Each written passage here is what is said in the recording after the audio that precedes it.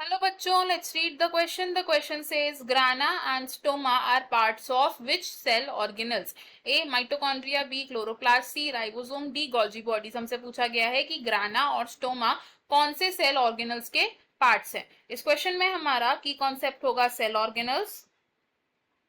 The key concept is cell organelles. तो cell organelle specific functions को perform करते हैं. सबसे पहले अगर हम बात करें ए की, विच इज माइटोकॉन्ड्रिया, तो माइटोकॉन्ड्रिया को कहा जाता है the power house of the cell. Power house of cell. Mitochondria है एक double membrane bound cell organelle जिसमें आउटर मेम्ब्रेन होती है कंटिन्यूअस और जो इनर मेम्ब्रेन होती है ये फोल्डिंग्स फॉर्म करती है और इन फोल्डिंग्स को हम बोलते हैं क्रिस्टे, जो कि सरफेस एरिया इंक्रीज करते हैं फॉर एटीपी प्रोडक्शन. नेक्स्ट बात करें अगर बी की, which is chloroplast. Chloroplast chloroplast होता है the green coloured plastid. It is the green coloured plastids जो किसमें प्रेजेंट होता है, इन प्लांट सेल्स ओनली. अब जो क्लोरोप्लास्ट है ये भी एक डबल मेम्ब्रेन बाउंड स्ट्रक्चर है. It also has a double membrane bound structure. अब इसकी जो आउटर मेम्ब्रेन है ये एक कंटिन्यूअस मेम्ब्रेन होती है और second is the inner membrane. अब जितनी भी स्पेस को इनर मेम्ब्रेन एनक्लोज करती है उसे हम बोलते हैं स्टोमा. तो द स्पेस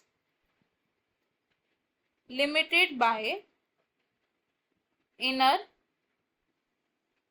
मेम्ब्रेन क्या होती है, इट इज स्ट्रोमा. अब क्लोरोप्लास्ट में प्रेजेंट होते हैं flat disc like structures.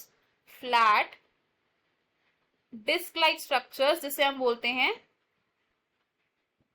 Thylakoids. और थाइलाकॉइड्स अरेंज होते हैं इन स्टैक्स और इन स्टैक्स को हम बोलते हैं ग्राना.